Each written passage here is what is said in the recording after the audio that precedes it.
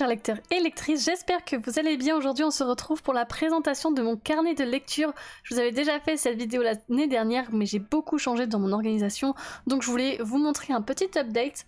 Comme chaque année j'utilise ce journal là, donc c'est lifejournal.dot, comme ça c'est déjà pointillé, et cette année j'ai innové puisque j'ai pris la craft édition, donc tout simplement les papiers à l'intérieur sont en craft, donc c'était un petit peu plus original et vous allez voir je m'amuse pas mal. Le petit élastique est super pratique parce que je mets beaucoup de papier que je colle par dessus, donc ça permet de bien pouvoir fermer le carnet, donc c'est un avantage dont je n'avais pas pensé en réalité quand je l'ai acheté et qui est non négligeable aujourd'hui. Je me rends compte que c'est vraiment super top. Allez, on y va. Quand on ouvre le journal, donc on a les premières pages que je n'ai pas utilisées mais qui sont donc disponibles sur le carnet si vous souhaitez vous les approprier. Donc déjà dans un premier temps on a ces doubles pages qui sont juste classiques, ensuite on a les toutes premières pages, j'ai pas rempli mes coordonnées parce que je ne le bouge pas.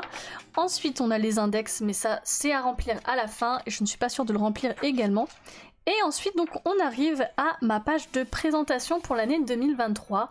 Sur la page de gauche j'ai décidé de mettre une citation qui est en rapport avec la lecture, donc le plus grand plaisir de l'existence c'est la lecture. C'est pas très droit mais bon c'est pas grave, j'ai voulu varier les polices. Et puis à droite donc j'ai marqué l'année de ce carnet, donc 2023.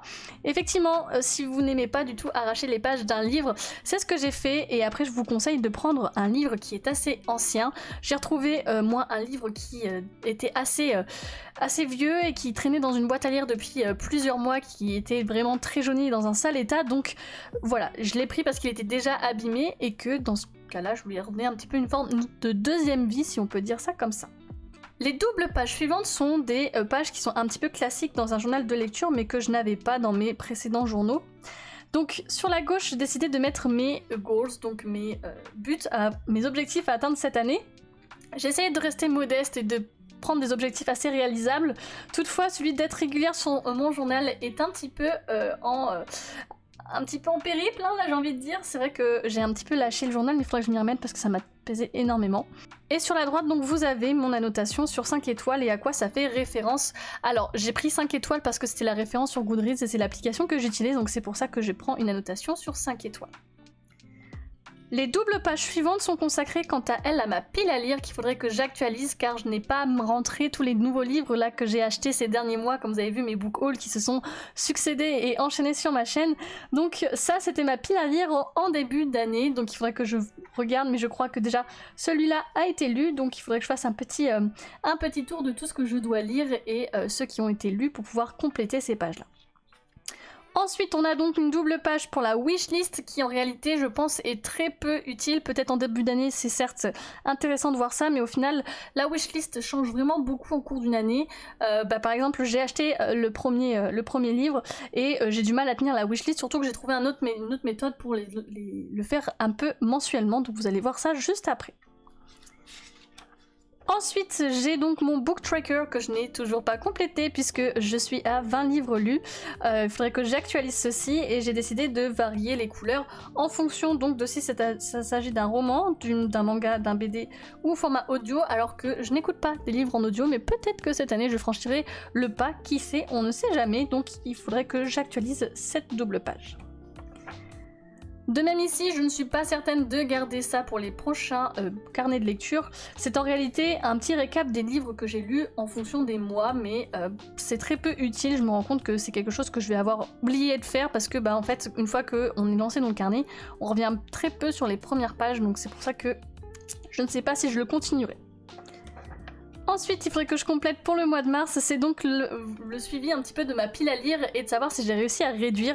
Donc c'est le nombre de livres lus, le nombre de livres achetés et le total que cela fait à la fin de chaque mois. Comme vous pouvez le voir, février, il y a eu une augmentation assez considérable des livres achetés. Je n'en parle pas pour le mois de mars, je n'ai même pas envie de le savoir finalement. Donc il faudrait que je me mette quand même à jour. Et là-dedans, il n'y a pas les mangas, je vous rassure, parce que sinon ma pile à lire déborderait. Ensuite on passe donc à l'organisation du mois, donc là c'est celui du mois de janvier.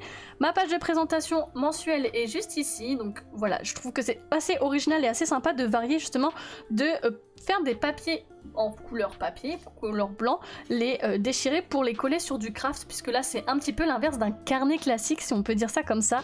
Avant je mettais beaucoup de papier craft et donc c'est pour ça que là j'ai inversé pour voir un petit peu comment ça pouvait donner, et franchement je suis plutôt contente. Alors pour chaque mois du coup j'ai décidé de faire cette petite représentation mensuelle qui est assez sympa, que j'aime beaucoup. Là ce sont donc les lectures du mois. Donc c'est ce que j'ai réellement lu. Ensuite c'est ma pile à lire du mois, donc ce que je voudrais lire dans le mois, et les sorties livresques de ce mois-ci. Alors il faudrait que je les réorganise autrement parce que c'est pas très logique de mettre les lectures ici puis la pile à lire là, mais vous voyez un petit peu, c'est une visualisation mensuelle qui me plaît plutôt bien. Et ensuite on rentre dans le vif du sujet, c'est-à-dire que c'est les revues pour chaque livre que je lis. Donc là en l'occurrence c'était donc les histoires secrètes donc de la reine et de la préférée de la sélection. Donc vous voyez, je fais un esthétique qui est vraiment dans l'ambiance du livre et aussi avec la couverture. Donc j'essaye d'accorder les couleurs comme je peux. Évidemment je fais avec ce que j'ai. Mais donc comment s'organise généralement une double page de mon avis littéraire donc sur chaque livre. Vous avez donc en premier lieu le titre qui est noté. Ensuite, je marque donc l'autrice, donc là c'est Kiera Cass. Je marque quand est-ce qu'il a été lu. Alors bon, c'est un petit peu logique puisque on est dans la page du mois de janvier, comme on l'a vu juste avant. Hein. On voit qu'on est au mois de janvier et puis je reprécise que je l'ai lu au mois de janvier. Mais bon, vaut mieux s'assurer que je l'ai bien lu ce mois-ci. Et ensuite je mets ma notation. Je ne sais pas faire d'étoiles, alors j'ai décidé de tout simplement coller un bout de papier. Et puis voilà. Ensuite donc je fais le résumé, là comme c'était des histoires forcément j'ai fait un petit résumé pour chacune d'entre elles, d'autant plus que parfois la quatrième de couverture ou les résumés qu'on peut trouver ne sont pas assez révélateurs, enfin pour moi il y en a qui ne sont pas assez bien faits, donc je n'hésite pas à faire ma propre résumé personnel pour chaque livre. Et ensuite je donne mon avis. Alors avant je faisais un avis sans spoiler et un avis avec spoiler et je me rendais compte que ça me prenait beaucoup trop de temps, donc j'ai réduit et finalement maintenant mes avis sont aussi avec des spoilers et les personnes du coup qui souhaiteraient regarder mon carnet de lecture car je le mets à disposition sont au courant que si ils lisent cette partie là c'est qu'il va y avoir des spoils possibles dessus.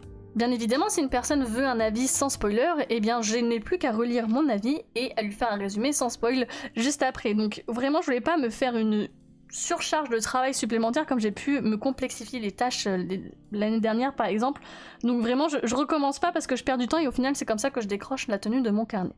Maintenant passons un petit peu à ce que j'utilise pour faire mon carnet. Ici on a donc du papier que j'ai déchiré qui vient de chez Action, pareil pour le petit masking tape ici, pareil ici. Ensuite j'imprime effectivement la couverture du livre sur mon imprimante. J'ai imprimé également ces petites représentations que j'ai trouvées sur Canva.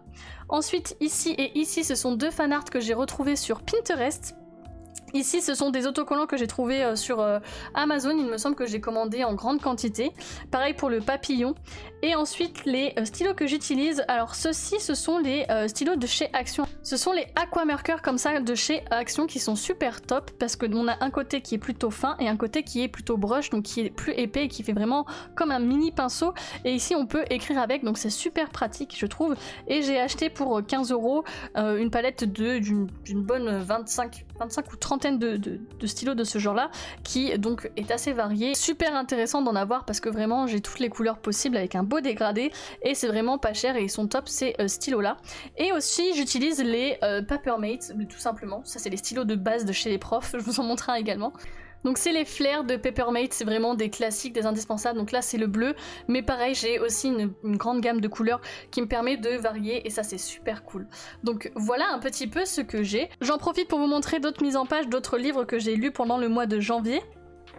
Ici nous avons donc Heartstopper, donc par exemple là c'est donc des romans graphiques et comme il y avait 4 livres, je les ai lus un petit peu à la suite, j'ai décidé de faire donc un avis global pour les 4 livres, je me voyais mal en faire pour chaque livre. Pareil pour les mangas, je vais pas faire de revue pour chaque manga que je vais lire ou pour chaque BD, ce sont des livres qui sont beaucoup plus courts, donc c'est vrai que quand c'est des lectures plus légères, je vais peut-être pas forcément faire une revue comme ça détaillée parce que ça prendrait beaucoup trop de temps. Donc c'est pour ça que Je sais pas comment expliquer et justifier mon choix de quel est le livre qui mérite d'avoir une revue dans mon carnet de lecture, mais c'est vrai que tous les petits livres par exemple de lecture jeunesse ne seront pas affichés dans mon carnet de lecture. Donc là nous avons les 4 Heartstoppers, donc pareil, des fanarts retrouvés sur Pinterest, quelques impressions, là j'ai vraiment imprimé toutes les lettres que j'ai trouvées sur internet pour pouvoir... Je voulais faire cet effet de collage, donc c'était super sympa à faire toutes les couleurs parce que bah, forcément c'est une romance LGBT. Ici donc nous avons Vie Schwab, donc La vie invisible d'Adi Larue. Oh, j'ai adoré faire cette mise en page, je la trouve vraiment très réussie, je suis très fière de ce que j'ai pu faire, même si ma lecture du livre, comme vous pouvez le voir, a été mitigée. Finalement, comme quoi on peut avoir une très belle mise en page pour un livre qu'on a un peu moins aimé. Ensuite nous avons Divergente, évidemment le classique, magnifique, pareil, j'adore ce que j'ai pu réaliser, ça m'inspire tellement cette saga, je l'aime tellement d'amour que voilà, je voulais lui rendre hommage et lui faire une belle mise en page. Ici une mise en page un petit peu plus légère, pareil c'est un livre que j'ai un petit peu moins aimé. Il était compliqué de trouver des éléments à ajouter dans cette mise en page, dans ces doubles pages, d'autant plus quand il n'y a pas de fanart ou etc. Comme vous pouvez le voir là, il n'y a pas de photos par exemple que j'ai trouvé sur internet, donc c'est vrai que tout de suite ça habille un peu moins les pages, mais c'est pas pour autant qu'on ne peut pas faire quelque chose. Comme vous pouvez le voir ici il y a un morceau de page de livre, ici ce sont donc du papier, donc vous pouvez voir, il y a avec pas grand chose on peut faire quand même quelque chose de sympa pour la mise en page. Ensuite, il me semble qu'on arrive au mois de février, donc pareil, j'ai fait une mise en page cette fois-ci un petit peu plus légère et sur le thème un petit peu plus rose, qui me faisait penser un petit peu à tout ce qui est la Saint-Valentin, etc. Donc j'ai fait quelques revues, il me semble. Belle morte, oh là là, c'est vrai. Cette mise en page, j'adore aussi, elle est très jolie, très réussie, un petit peu ancien, style vintage, c'est très sympa. Ici c'était un livre que j'ai vraiment pas aimé, alors je me suis pas trop cassé la tête pour faire la mise en page j'avoue, et la revue est assez courte parce que, eh bien écoutez, quand on n'a pas grand chose à dire parce que tout est mauvais, on peut pas trop en faire plus, que voulez-vous.